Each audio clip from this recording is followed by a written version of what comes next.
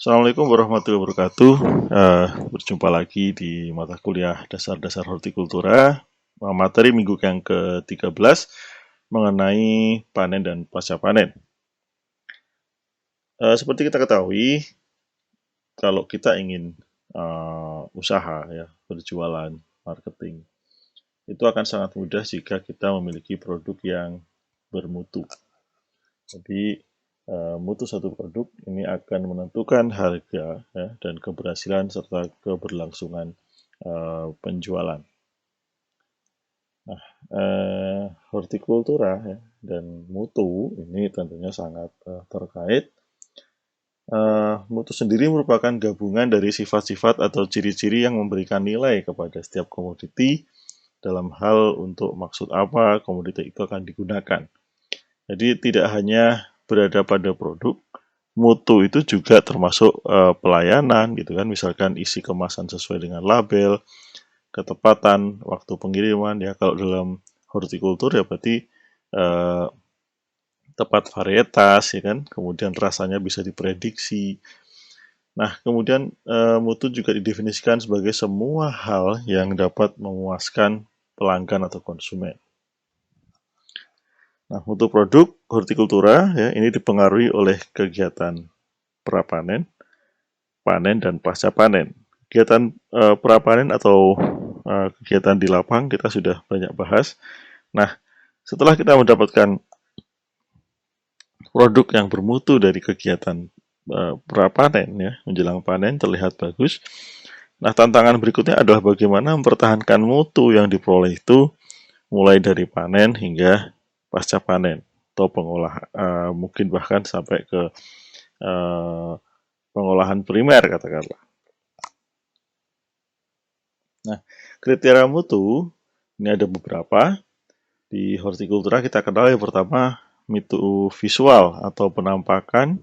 Ini merupakan kriteria yang sangat utama. Banyak produk hortikultura dinilai dari kriteria mutu yang ini. Misalkan dimensi, ya, ukuran itu dapat terdiri dari dimensi, bobot, dan volume, kemudian bentuk, ya, rasio antar dimensi, keseragaman, kondisi permukaan, kemudian warna, keseragaman warna, intensitas, kecerahan, ya, kemudian mengkilap apa tidak, gitu kan. Nah, kemudian kondisi umum seperti tidak ada cacat kerusakan fisik, ya, kemulusan, ini menjadi kriteria yang sangat penting. Kemudian kriteria mutu berikutnya adalah tekstur, ya, dan mouthfeel, ya, kekerasan, keempukan, ya, kerenyahan. Nah, itu tentunya berbeda-beda. Tiap buah juga akan berbeda gitu kan, termasuk kadang jenisnya.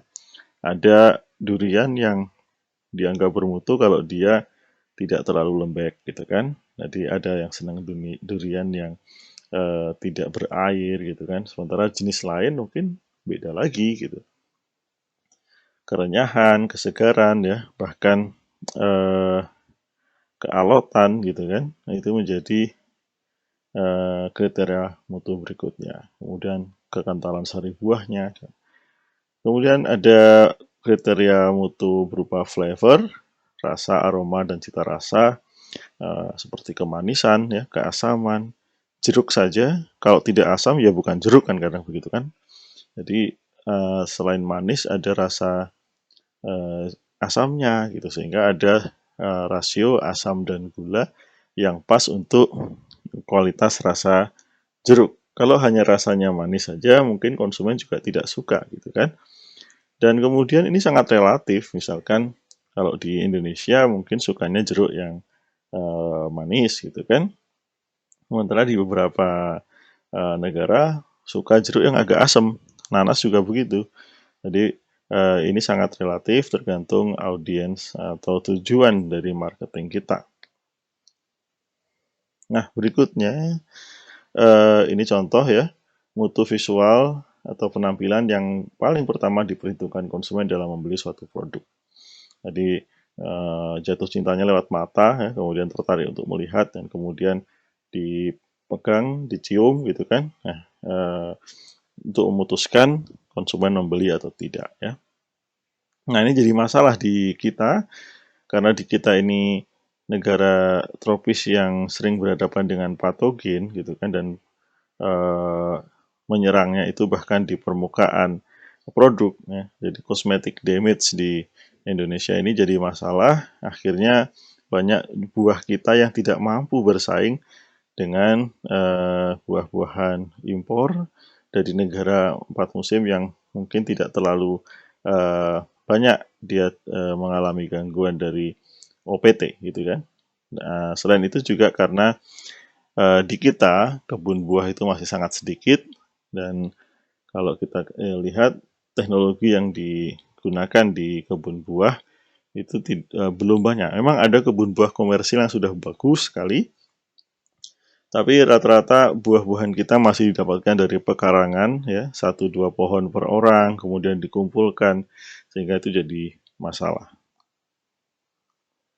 Nah, kriteria mutu berikutnya adalah nilai gizi dan zat berkhasiat. Ini disebut dengan mutu fungsional, antara lain kandungan gula, ya, karbohidrat, vitamin, mineral, antioksidan, ya, dan lain-lain. Kemudian keamanan, artinya produk kita itu bebas kontaminasi, baik mikroba, patogen, dan lain sebagainya, termasuk pestisida, ya, serta cemaran logam berat dan lain-lain, yang ini menjadikan mutunya dianggap tidak aman. Termasuk misalkan ada semut gitu kan, semut di kelopak manggis itu menurunkan mutu karena dianggap tidak aman, sehingga sempat produk manggis kita di reject ya, ekspornya. Nah, kemudian termasuk kemudahan penanganan. Kemudahan penanganan ini bagaimana suatu produk kemudian menjadi mudah untuk dikonsumsi, ya, kemudahan untuk disajikan, kemudahan pembuangan sampah, dan lain-lain. Jadi satu produk yang sama kemudian bisa kita perbaiki nilai mutunya, misalkan dengan membuat produk itu menjadi mudah untuk dikonsumsi, ya, misalkan kiwi gitu kan. Kiwi yang saya tahu kan repot ya kita makan kiwi. Itu ternyata sekarang ada satu pack yang sudah dilengkapi dengan pisau plastik untuk bisa menikmati kiwi gitu.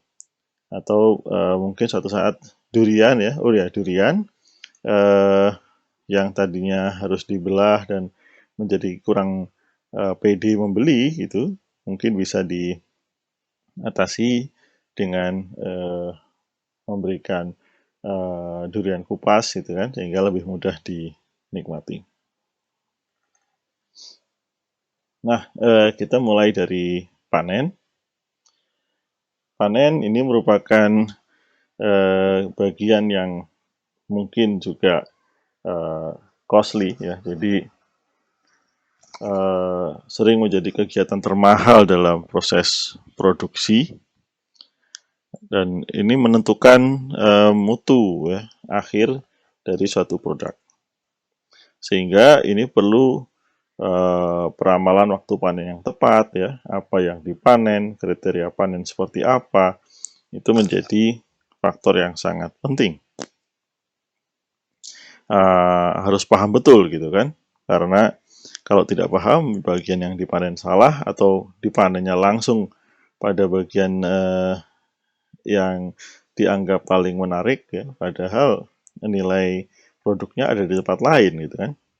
Itu sering terjadi pada mahasiswa penelitian ya. Dulu saya mengalami ada teman yang harusnya dia memanen bunga kol, karena kurang tahu pada saat itu dia panen adalah daunnya. Jadi ini menjadi faktor yang harus kita pahami, apalagi nanti kalau kita berhadapan dengan tanaman-tanaman jenis baru. Nah, dalam menentukan kriteria panen gitu kan, ada yang disebut dengan matang fisiologi dan matang horticulture.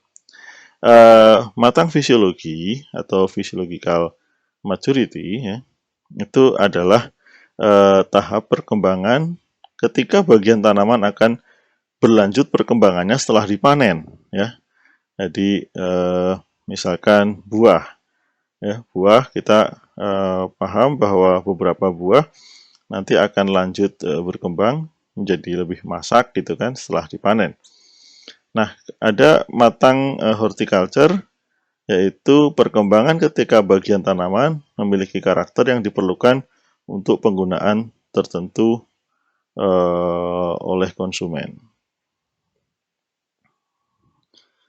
Jadi mungkin tidak harus matang secara fisiologi, tapi dia sudah bisa dimanfaatkan ya. Contohnya apa? Ya contohnya kalau pepaya misalkan bisa kita panen agak muda karena kita memang pengen untuk jadikan rujak gitu kan, atau nangka kita panen ketika muda karena kita emang menginginkan nangka tersebut menjadi sayur nangka gitu kan, bukan buah. Jadi ini tergantung dari penggunaan oleh kita. Nah, ini adalah perbedaan antara matang fisiologi dan matang hortikultura. Jadi banyak apa namanya, ilustrasi tadi sebenarnya sudah jelas ya, tapi ingin kita tekankan lagi di sini bahwa misalkan tidak harus dari tahapan inisiasi sampai kematian dari tanaman. Jadi tidak harus satu tanaman siklusnya selesai semua. Bahkan ada tanaman yang di awal pertumbuhan saja sudah bisa kita panen, misalkan tauge ya. Untuk ada istilah sekarang itu microgreen production gitu kan. Nah, kemudian ada yang di fase vegetatif, misalkan bayam, kangkung ya, jagung semi gitu kan. Nanti kalau jagung manis misalkan atau ini kita panen di saat dia sudah memasuki psychological maturity kan begitu kan. Nah, kemudian ada yang bisa dipanen setelah dia masuk physiological maturity, namun ada tanaman yang perlu dipanen setelah dia masak. Jadi tidak hanya matang, tapi masak. Nah, artinya misalkan buah-buahan, apel, melon ya, pisang, segala macam itu kita konsumsi ketika dia sudah dalam keadaan masak. Pisang kita bisa panen pada saat dia matang di sini. Ya, namun biasanya kita konsumsi ketika beberapa hari kemudian setelah dia berwarna semburat kuning gitu, artinya dia sudah ripe. Nah,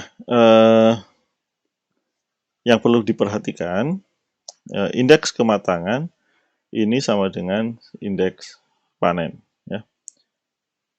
Artinya kalau kita menentukan tingkat kematangan suatu produk, ini harus didasarkan juga pada indeks panen. Kemudian kualitas rasa dan nutrisi itu juga perlu diperhatikan. Kemudian penggunaan dari produk apakah untuk konsumsi segar atau olahan ya, umur simpannya seperti apa, fasilitas pemasaran ya, kemudian produktivitas. Artinya kita kadang panen tidak harus dalam keadaan masak tadi ya, misalkan kita memperhitungkan transportasi ya, memperhitungkan fasilitas selama perjalanan.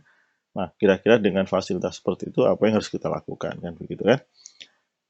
Dan kita harus memikirkan apakah mungkin dikirim atau tidak. Dulu kalau misalkan mengirim cabai gitu ya dari Jawa Timur ke Jawa Barat itu pasti memerlukan kendaraan yang prima ya dan driver yang prima karena diharapkan 12 jam tidak berhenti gitu. Nah, sekarang lebih mudah dengan adanya tol dari Jawa Timur ke Jawa Barat ya ke Jakarta, karena area distribusi maksudnya area produksi cabai kan mulai dari Jawa Timur ya, Jawa Tengah, Jawa Barat. Nah, kemudian dimasukkan di pasar Ramadjati. Nah, itu diharapkan tidak lebih dari 12 jam perjalanannya. Nah, kemudian contoh ya beberapa indeks kematangan ini bisa dilihat dari indeks ukuran dan bentuk ya. Kemudian ada indeks berbasis kekerasan buah atau warna kulit buah pada beberapa tanaman.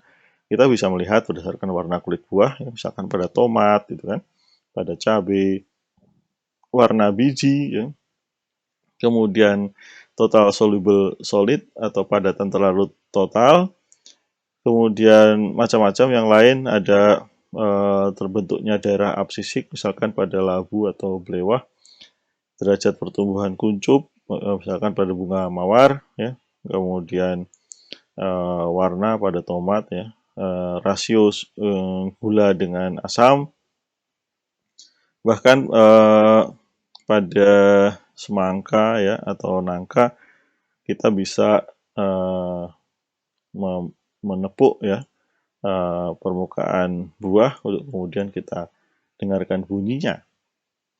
Kemudian bisa juga berdasarkan umur dari tanam sampai panen, ya, atau dari bunga mekar sampai panen. Biasanya berapa minggu setelah bunga mekar itu bisa kita panen.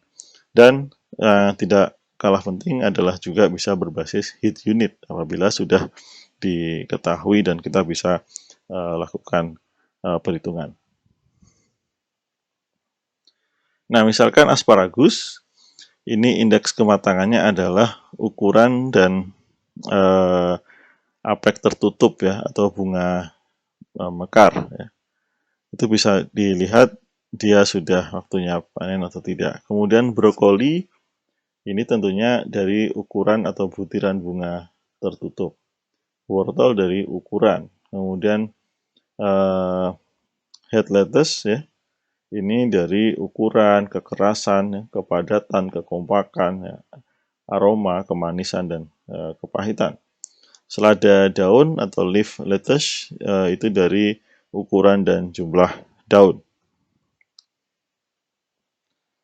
Kemudian bawang merah, bawang putih itu bisa dari ukuran, kemudian dari kering dan jatuhnya leher daun, ya, kemudian keringnya kulit umbi. Kentang biasanya saya melihat dari matinya tanaman, ya, ukuran umbi, kita coba gali sedikit, kemudian kadar pati, bobot jenis, dan perkembangan peridem. Cabai dari ukuran, warna, kekerasan, perkembangan biji, dan lokus. Tomat dari warna eksternal maupun warna internal, kemudian perkembangan lokus, ya, kekerasan, ukuran, dan perkembangan kutikula. Buncis atau kapri bisa dari ukuran, dari perkembangan biji, kemudian timun ada dari ukuran, ya, dan sebagainya. Nah, ini misalkan untuk tahap kematangan tomat. Nah, ini tergantung dari distribusinya nanti. Kalau dekat kita bisa panen di light red di sini. Kalau red ini kita akan terlalu singkat umur simpannya, ya. Nah, bahkan untuk long destination, untuk panen distribusi jarak jauh itu dipanen pada saat dia masih green. Kemudian apel atau buah-buahan biasanya kita juga hitung hari sejak bunga mekar, antesis, ya, atau kita hitung heat unit, soluble solid content, ya, kekerasan atau kandungan pati. Mangga misalkan dihitung dari bahu buah yang penuh, warna internal, eksternal, lentisel, kandungan pati, dan bobot jenis. Kemudian pepaya dipanen saat mulai muncul warna kuning atau jingga pertama kali.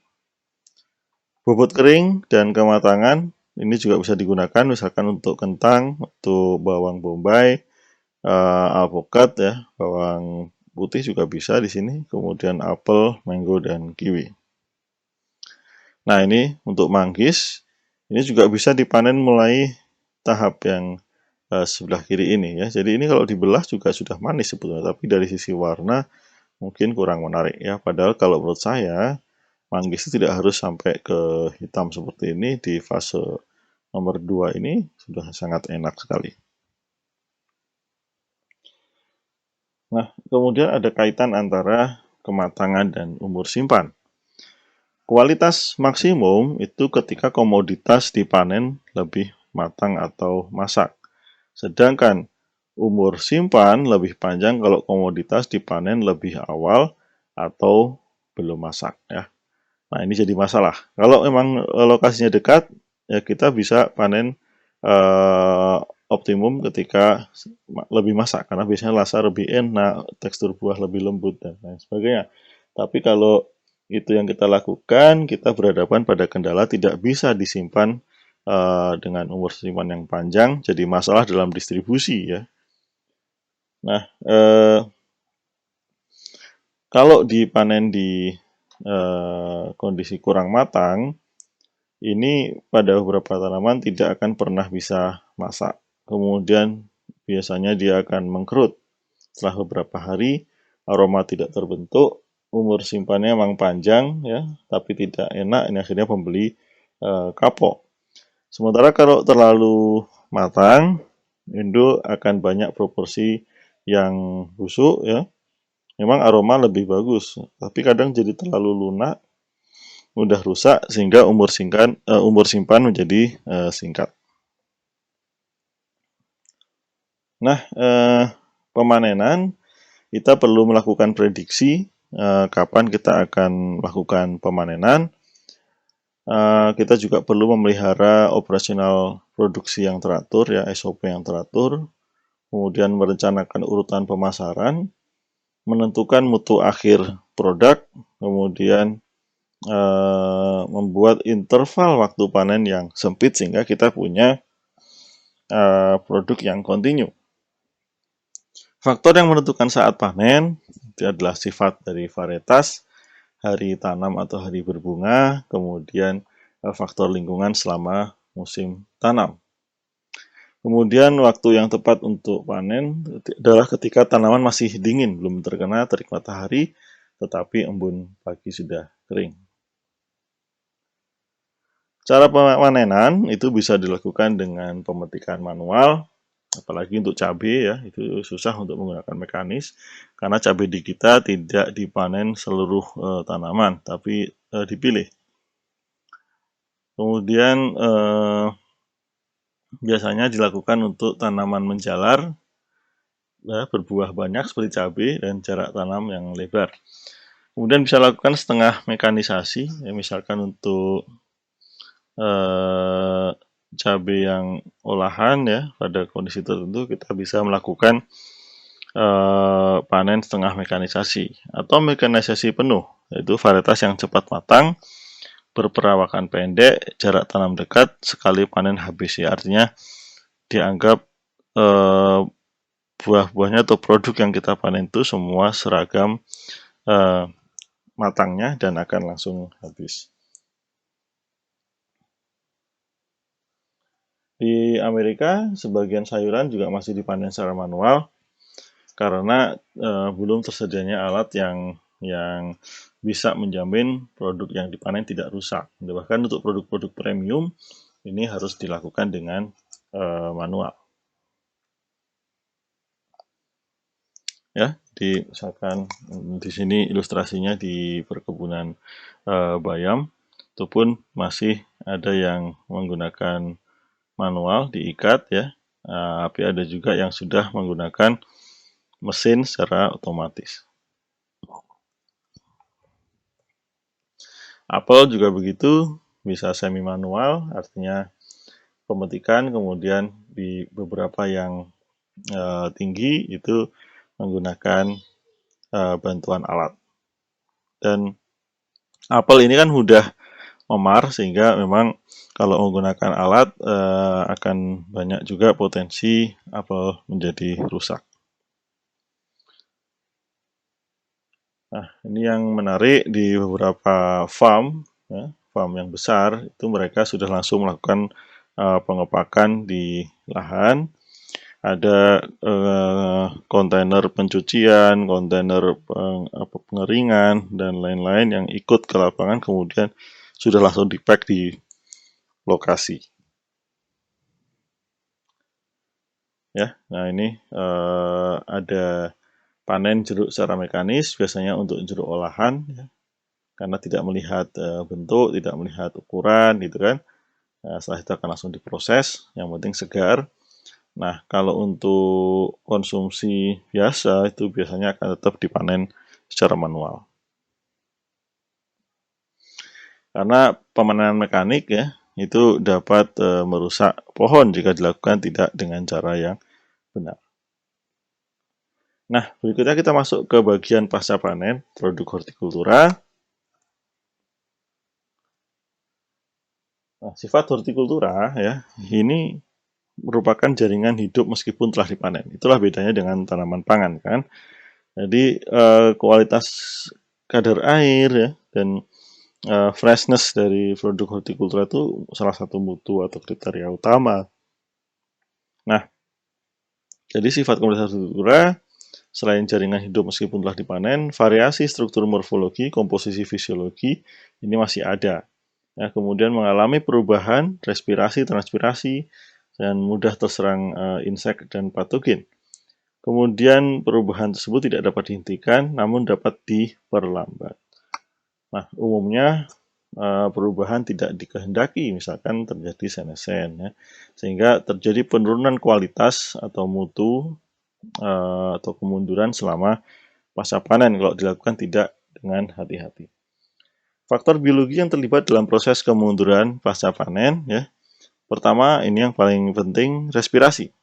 Jadi tanaman atau bagian tanaman ini ketika dipanen biasanya dia akan tetap melakukan respirasi, yaitu pemecahan bahan organik dengan oksigen menjadi senyawa sederhana, CO2 dan energi.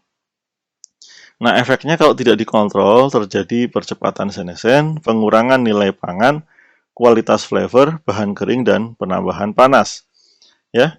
Nah, ini laju deteriorasi proporsional terhadap laju respirasi dan ada perbedaan antara buah klimaterik dan non-klimaterik. Buah non-klimaterik ini penurunan respirasinya stabil ya meskipun atau bertahap. Kemudian pemasakan juga bertahap. Buah tidak punya kemampuan melanjutkan proses pemasakan atau perubahan fisiologis setelah dipetik dari pohon. Jadi kalau dipetiknya mentah, buah ini tidak bisa berubah menjadi matang. Nah, beda dengan buah nanti buah klimaterik ya. Buah klimaterik ini terjadi produksi etilen ya selama menjelang masak, terjadi peningkatan respirasi, kemudian masak dengan cepat ya, kemudian buah akan melanjutkan pemasakan setelah dipetik. Ini contohnya apel ya, alpukat, yang paling kita ingat karena populer pisang ya, kemudian cerimoya dan lain-lain. Nah, ini biasanya dicirikan dengan buah yang bisa diperang. Jadi buah ketika matang dia akan memiliki kadar pati yang tinggi dan kemudian selama pemasakan dia akan menghasilkan kadar gula yang tinggi. Sehingga tidak semua buah kemudian bisa kita perang ya. Nah, klasifikasi komoditas berdasarkan laju respirasi ada yang sangat rendah ya. Misalkan buah, sayur kering, kurma ya. Sampai yang sangat tinggi kecambah, brokoli, bunga potong ya, bawang daun dan amat sangat tinggi misalkan asparagus, mushroom, kapri, jagung manis ya dan bayam. Dari sini bisa terbayang mana sih yang mudah kita simpan dan tidak kan dari laju respirasinya. Kemudian transpirasi, ini adalah penyebab utama kemunduran atau penurunan kualitas penampakan tekstur dan nutrisi. Ada lapisan permukaan penting di sini yaitu wax yang terdiri dari kutikula, epidermis, trichome, gitu kan. Dan lajunya tergantung faktor komoditi dan faktor eksternal. Kemudian produksi etilen. Ya. Etilen merupakan senyawa organik paling sederhana yang mempengaruhi proses fisiologi tanaman atau hormon tanaman. Kemudian produk alami ya, tanaman dan mikroorganisme. Aktif secara fisiologis pada konsentrasi yang rendah. Kemudian laju produksinya meningkat dengan kematangan, ya, luka, penyakit, dan peningkatan suhu. Sehingga mungkin banyak juga role positif dari etilen ini. Kemudian pemberian etilen pada komoditas menyebabkan senescen, dan beda tetap antara klimakterik dan non-klimakterik. Nah, berdasarkan laju produksi etilen, ada yang sangat rendah ya, mulai dari asparagus, bunga kol, jeruk, anggur, ya, sehingga ini bisa lebih mudah disimpan dibanding dengan yang lebih tinggi. Kemudian perubahan komposisi ya saat pemasakan ini mulai dari pigmen ya, nanti juga setelah pasca masak, apalagi itu akan terjadi kehilangan pigmen, misalkan klorofil ya. Ini tentunya baik untuk buah, namun tidak baik untuk sayur. Kemudian munculnya karotenoid ya, baik untuk buah. Munculnya antosianin, baik untuk buah yang berwarna merah atau biru. Kemudian pencoklatan karena antosianin dan senyawa fenolik. Nah, setelah pigmen juga karbohidrat, ya, ini akan berubah pati menjadi gula, kemudian gula menjadi pati, atau pati dan gula menjadi CO2 dan air. Kemudian perubahan juga terjadi di asam organik, asam amino, ya, protein, lemak, vitamin, dan volatile. Nah, berikutnya pertumbuhan dan perkembangan, ya, dimulai dari pertunasan atau sprouting untuk umbi batang dan umbi lapis, kemudian terjadi pemanjangan untuk asparagus, pembengkokan asparagus, gladiol, snapdragon, kemudian perkembangan dalam buah, misalkan tomat, cabai, dan lemon, serta yang perlu diperhatikan adalah kerusakan fisiologis. Ini ada di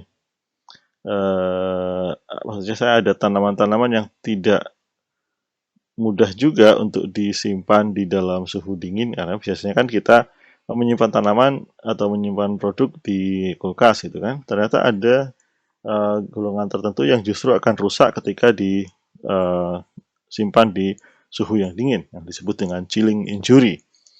Kemudian ada freezing injury juga gitu kan.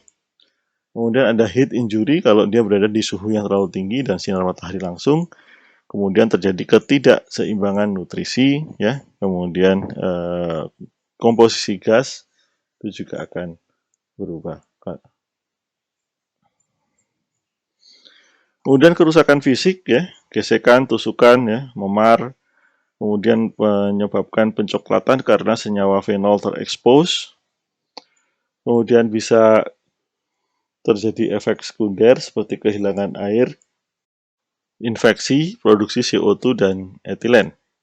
Kemudian kerusakan patologis, ini penyebabnya cendawan dan bakteri. Didahului kerusakan fisik bisa terjadi, ya, menjadi tempat masuknya cendawan dan bakteri juga bisa berasal dari kerusakan fisik.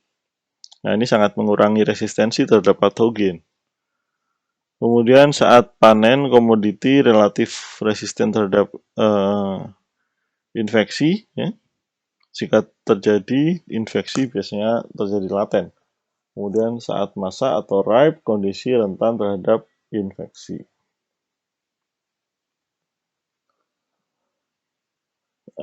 Faktor lingkungan, tadi kan faktor eksogen internal, sekarang faktor lingkungan yang mempengaruhi proses kemunduran pasca panen. Itu dimulai dari suhu, ya, suhu tentunya terkait dengan respirasi.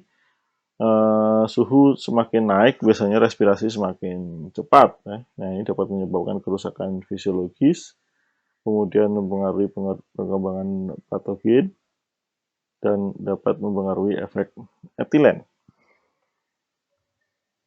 Nah, kemudian RH atau kelembapan relatif.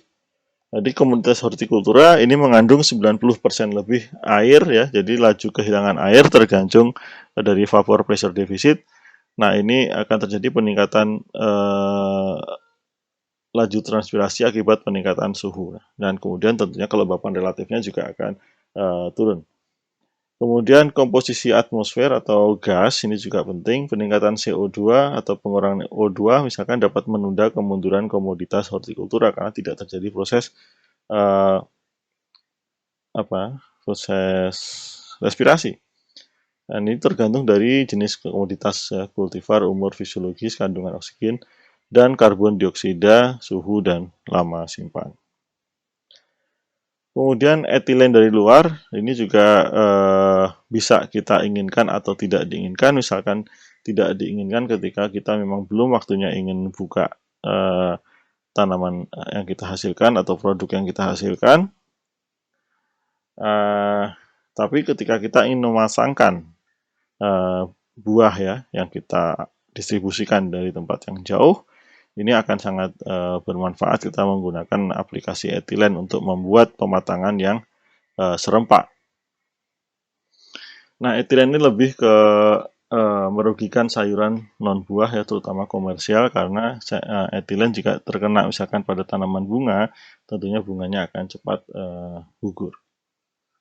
Kemudian cahaya, pembentukan klorofil pada solanin dan kentang ya, contohnya, ini juga menjadi hal yang tidak diinginkan. Faktor lain, berbagai senyawa kimia yang dapat mendorong, mempengaruhi faktor biologis ya, yang pada akhirnya mendorong terjadinya kemunduran. Nah, prosedur penanganan pasca panen dan persiapan pasar. Pertama, harus lakukan grading, menghilangkan hal-hal yang tidak diingini oleh market, kemudian konsolidasi, mulai dari spesies, kultivar, ya, ukuran dimensi atau produk, ya, dimensi dari produk yang kita lakukan penanganan pasca panen. Kemudian penampakan, kebebasan dari cacat atau warna. Jadi pasca panen yang bagus itu perlu didukung oleh hasil pertanaman yang bagus. Tidak akan mudah membuat mutu yang baik dari produk yang memang masuknya gitu kan, atau ditanamnya tidak baik. Ya, kemudian melakukan konsolidasi, ukuran ya, penampakan, mutu dengan beberapa kriteria yang nanti bisa dibaca sendiri. Nah, kemudian perlakuan pasca panen yang dapat dilakukan untuk mempertahankan kualitas atau kaitannya dengan lama penyimpanan ya dan shelf life, misalkan dilakukan aplikasi trimming, mulai dibersihkan ya, dipangkas ya, kemudian diberikan wax coating di sini atau pelapisan lilin, perlakuan kimia, dan juga curing atau penyembuhan pada suhu dan kondisi tertentu. Misalkan pada kentang, ubi jalar ya, onion, salad, garlic. Ini biasanya setelah dipanen itu dikeringkan beberapa bagian ya. Biasanya bekas dari luka dan lain-lain. Kemudian dilakukan pengemasan untuk melindungi produk ya. Kemudian juga kita cari yang tidak menimbulkan kerepotan atau praktis, memiliki daya tarik dan nilai tambah. Nah, penanganan pasca panen ini yang harus diperhatikan adalah temperature management. Nah, ini adalah salah satu yang paling efektif untuk memperpanjang masa simpan. Kemudian termasuk di sini adalah menggunakan berbagai perlakuan pendinginan ya, dan juga jika diperlukan menggunakan cold storage. Kemudian pengendalian kelembapan relatif, nah ini biasanya juga dilakukan untuk mempengaruhi kehilangan air ya, karena RH ini mempengaruhi kehilangan air. Kemudian juga RH yang tidak tepat itu juga bisa memicu kerusakan oleh patogen, kerusakan fisiologis ya, bahkan keseragaman pemasakan buah. Nah, ini harus hati-hati. Ya.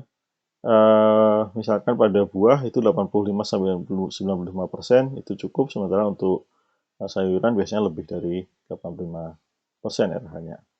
Kita bisa menggunakan humidifier ya atau siklus air udara gitu kan untuk mengatur RH ya di tempat penyimpanan.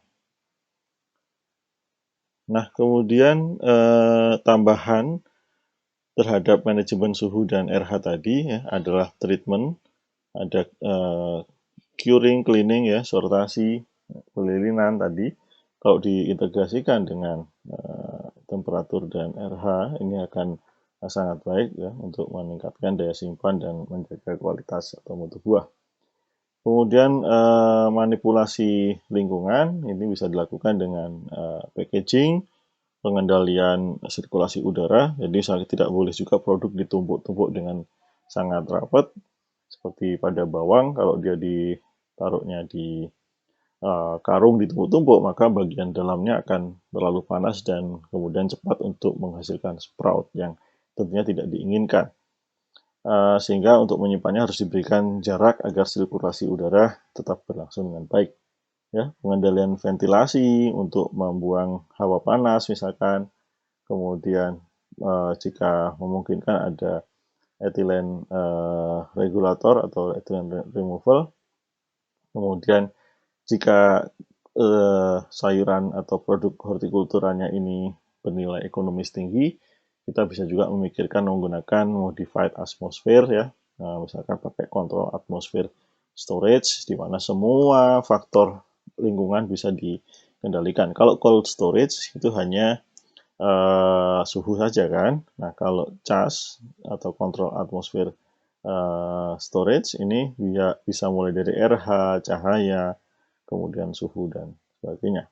Dan yang tidak terlalu pentingnya adalah sanitasi. Ini sangat menentukan keberhasilan penanganan pasca panen. Nah, kemudian tentunya pengemasan ya.